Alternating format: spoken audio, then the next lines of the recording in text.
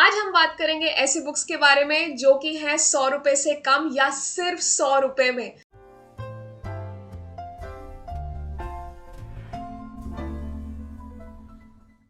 Hello friends, कैसे हैं आप लोग। आपकी फ्रेंड बुक टेडी आज बहुत ही इंटरेस्टिंग टॉपिक पे वीडियो लेकर आई है। आज हम बात करेंगे ऐसी बुक्स के बारे में जिनकी कीमत अमेजोन पे 100 रुपए से कम या ज्यादा से ज्यादा 100 रुपए है। अमेजोन पे ऐसी बहुत सारी बुक्स अवेलेबल हैं जिनकी कीमत 100 रुपए से कम या ज्यादा से ज्यादा 100 रुपए है, पर हमने स्पेसिफिकली ऐसी बुक्स चूज करी हैं जिनकी कीमत तो कम है लेकिन जिसमें लेसन या जिसमें कहानियां बहुत अमेजिंग हैं और आप ये पढ़ के बहुत ही अच्छा फील करेंगे। तो शुरू करें। तो आज की हमारी पहली बुक है the little prince by Antoine de Saint Exupery. ये जो बुक है ये मेरी बचपन की बहुत फेवरेट बुक्स में से एक है। इसके writer Antoine de Saint Exupery France में एक पायलट और एरिस्टोक्रेट थे और इसकी कीमत अमेजोन पे 45 से 150 रुपीज़ तक है। इसके बहुत सारे पब्लिशर्स हैं, ये बहुत सारे अलग अलग कवर्स में भी आती है और इसलिए इसकी कीमत वेरिएबल है, पर मोस्टली इसकी कीमत 100 रुपीज़ से कम है। ये दुनिया की सबसे ज़्यादा पब्लिश्ड और बिकने वाले बुक्स में से एक है और सबसे ज़्यादा ट्रांसलेटेड 300 से ज़्यादा लैंग्वेजेस में ये ट्रांसलेट की जा चुकी है और 140 मिलियन से ज़्यादा इसकी कॉपीज बिक चुकी है। इस बुक पे मूवीज, प्लेज, ओपराज, बैलेज, रेडियो प्लेज और क्या क्या नहीं बना। सो ये बुक एक बहुत बहुत फेमस बुक है और एक क्लासिक के रूप में जानी जाती है। इस बुक को आप जब पहली बार पढ़ेंगे तो आपको लगेगा कि ये बच्चों की बुक है। इसके कवर को भी आप देखेंगे तो थोड़ा थोड़ा ऐसा लगता है कि बच्चों की बुक होनी चाहिए, है भी बड़ी पतली सी, कवर भी थोड़ा कार्टून टाइप का है। पर आप दूसरी बार जब ये बुक पढ़ेंगे तब आपको लगेगा नहीं यार, ये सिर्फ बच्चों की बुक नहीं है, इसमें कुछ तो और है। फिर जब आप फिर से ये बुक पढ़ेंगे तो आपको लगेगा नहीं, इसमें कुछ हिडन, कुछ डीपर मीनिंग है, कुछ तो इसमें अलग है। और जैसे जैसे आप इसे बार बार पढ़ेंगे आपको हर बार एक नया मीनिंग, हर बार कुछ नया मिलेगा इस बुक से। तो इस बुक की कहानी ऐसी है कि जो हमारा नैरेटर है वो भी एक पायलट है और एक एक्सीडेंट के चलते उसका प्लेन सहारा डेजर्ट में क्रैश हो चुका है और उसके पास सिर्फ 8 दिन का पानी बचा है। तो उसे किसी तरह 8 दिन में अपना प्लेन ठीक करना है और वहां से उड़ना है। पर उसी बीच उसको वहां पे एक गोल्डन बालों वाला लड़का मिलता है, छोटा सा बच्चा मिलता है और वो बच्चा उसे बताता है कि वो अर्थ का नहीं है, वो हमारी धरती पे रहने वाला नहीं है, वो किसी दूसरे ग्रह से यहाँ पे आया है। और फिर वो उसे अपनी कहानी बताने लगता है। तो ये छोटा बच्चा उसे बताता है कि वो एक एस्ट्रॉइड पे रहता है और वो एक छोटा सा एस्ट्रॉइड है और वहां से वो 6 अलग अलग प्लैनेट पे जाके, 6 अलग अलग ग्रहों पे जाके लास्ट में धरती पे आया है। तो जो ये छोटा बच्चा, जो लिटिल प्रिंस है, वो अपनी कहानियों के जरिए हमारे नैरेटर को बहुत अलग अलग चीजें बताता है। वो प्यार के बारे में बताता है, वो रिलेशनशिप्स के बारे में बताता है, वो अडल्ट्स या डिफरेंट डिफरेंट टाइप्स के वयस्कों के बारे में बताता है, उनके बिहेवियर या व्यवहार के बारे में बताता है। और ये सब पढ़ के हमको कहीं ना कहीं ऐसा लगता है कि हम ये सब पहले समझ चुके हैं, पहले देख चुके हैं या पहले से जानते हैं और हम लोग बहुत ज़्यादा इससे रिलेट कर पाते हैं। और एक बहुत ही इंटरेस्टिंग चीज़ जिसके बारे में ये लोग बात करते हैं वो है प्यार।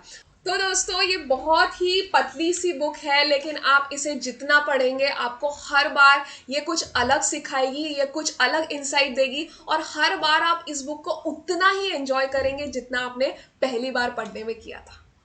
तो आज दूसरी बुक जिसके बारे में हम बात करेंगे वो है एनिमल फार्म, जिसके लेखक हैं George Orwell. George Orwell Stalin के बहुत बड़े आलोचक थे और ये बुक उन्होंने रशियन रेवोल्यूशन के बारे में लिखी है और ये उन्होंने 1944-45 में लिखी थी। इस बुक की कीमत अमेजोन पे 75 से 100 रुपीज़ के बीच में है। तो इस बुक की कहानी ऐसी है कि इंग्लैंड में एक खेत है और उस खेत का मालिक है मिस्टर जोन्स। उस खेत पे काफ़ी सारे जानवर रहते हैं जो कि काफ़ी दुखी हैं क्योंकि मिस्टर जोन्स का बर्ताव काफ़ी खराब है। एक दिन वो सब मिलके डिसाइड करते हैं कि वो लोग विद्रोह करेंगे।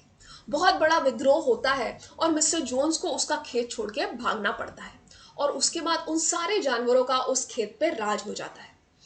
उस विद्रोह का नेता कुछ दिनों में मर जाता है और 2 पिग्स या 2 सुअर, नेपोलियन और स्नोबॉल, उस पूरे खेत का कामकाज संभालने लगते हैं। वो लोग एक नए रूल्स या एक नया कोड ऑफ कंडक्ट बनाते हैं। जैसे हमारे यहाँ कम्युनिज्म है या कैपिटलिज्म है, वैसे वो एनिमिज्म को जन्म देते हैं और वो रूल्स जो है वो सारे जानवरों को फॉलो करने होते हैं। पर कुछ दिनों बाद क्या होता है, ये दोनों पिग्स जो है, नेपोलियन और स्नोबॉल, वो खुद को सबका नेता समझने लगते हैं और वो नेताओं जैसे काम करने लगते हैं। जो खेत पे सबसे अच्छी चीजें होती हैं उसको वो अलग से निकाल के रखने लगते हैं और खुद खाने के लिए उपयोग करते हैं और दूसरों को जरा खराब चीजें देते हैं। एक दिन इन दोनों नेताओं में बहुत बड़ा झगड़ा हो जाता है और नेपोलियन जो है वो स्नोबॉल को भगा देता है।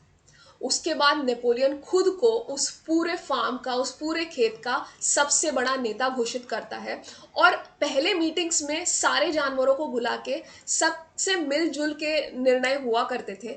पर अब नेपोलियन डिसाइड करता है कि ऐसे नहीं होगा।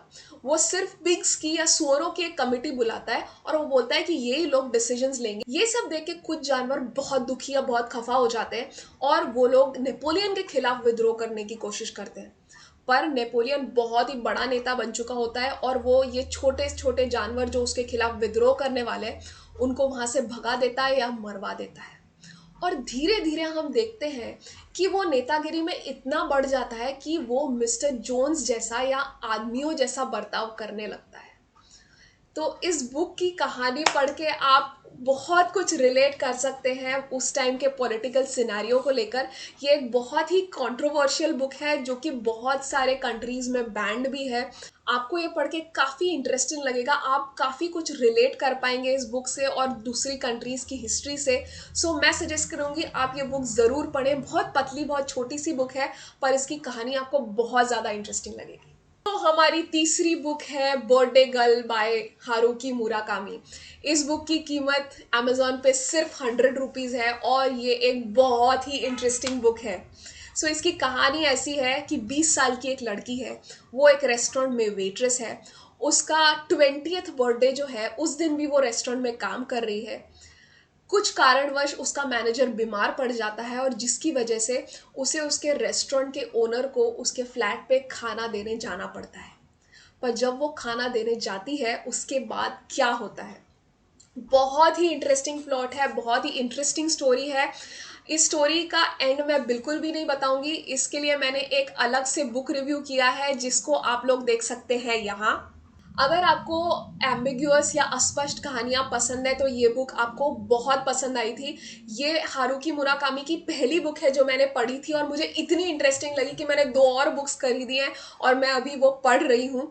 ये एक छोटा पैकेट और बहुत बड़ा बॉम्ब है। सो मैं डेफिनेटली सजेस्ट करूंगी। देखिए इतनी पतली बुक है, मे बी आप आधे घंटे में ये बुक पढ़ लेंगे, लेकिन तो भी मैं सजेस्ट करूंगी आप ज़रूर ये बुक लीजिए। आपको बहुत इंटरेस्ट आएगा ये पढ़ने में और हो सकता है इसकी वजह से आप मुराकामी की और भी बुक्स पढ़ें।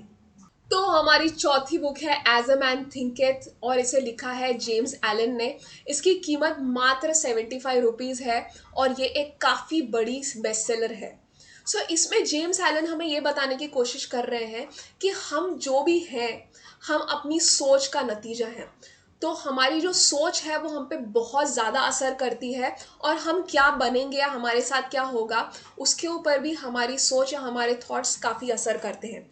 तो उनके मुताबिक हमारी जो सोच है वो हमें कुछ ना कुछ काम करने के लिए प्रेरित करती है। So our thoughts affect our actions और हम जो भी काम करते हैं वो कहीं ना कहीं हमारी हैबिट या कहीं ना कहीं हमारी आदत बन जाती है। So whatever works we are doing they somehow become our habit और जो हमारी आदतें हैं वो हमारा चरित्र बनाती है। So our habits define our character. तो जो सोच से चीज़ शुरू हुई थी वो कहीं ना कहीं जाके हमारे कैरेक्टर पे ख़त्म होती है। इसलिए हमारे थॉट्स हम पे काफ़ी ज़्यादा इफ़ेक्ट करते हैं, इसलिए हमें बहुत सोच कर सोचना चाहिए। हमारे थॉट्स जो हैं हमें काफ़ी केयरफुली सिलेक्ट करने चाहिए और अगर हम अपनी सोच बदलेंगे तो हम अपनी पूरी की पूरी ज़िंदगी बदल सकते हैं। मैंने एक ऐसी बुक और पढ़ी थी जिसमें ऐसा लिखा है और वो है जोसेफ मर्फी की the power of your subconscious mind, जिसको मैंने डिटेल में रिव्यू किया है और आप उसका रिव्यू पढ़ सकते हैं यहाँ। तो आप भी इस कॉन्सेप्ट को ट्राई कर सकते हैं और देख सकते हैं कि उसका कैसा इफेक्ट हो रहा है आपकी ज़िंदगी पर। तो हमारी पांचवी और आखिरी बुक है the blue umbrella bye Ruskin bond. देखने में ये काफ़ी पतली सी बुक है और इसकी कीमत अमेजोन पे 75 to 100 रुपीज़ के बीच में है। वैसे तो बच्चों की बुक है लेकिन बड़ों को भी पढ़ने में काफ़ी मज़ा आएगा, मुझे भी ये पढ़ने में काफ़ी मज़ा आया था। रस्किन बॉन्ड की ज़्यादातर किताबें पहाड़ों में बसे हुए छोटे छोटे गांवों में बेस्ड होती हैं, तो ये भी बुक वैसी ही है। ये एक गढ़वाल में बसे हुए छोटे से गांव की कहानी है और इसकी हीरोइन है बिनया।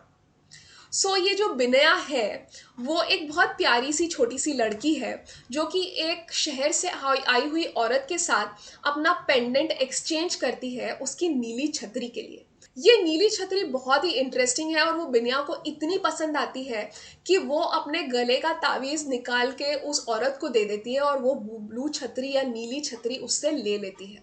अब ये नीली छतरी बहुत ही सुंदर छतरी है और वैसी छतरी पूरे गांव में किसी के पास नहीं है। तो बहुत सारे लोग वो ब्लू छतरी या वो नीली छतरी को देख के बहुत तारीफ करते हैं। धीरे धीरे कुछ लोग बिनया से बहुत ज़्यादा जलने भी लगते हैं क्योंकि उनको लगता है कि उनके पास वैसी छतरी नहीं है।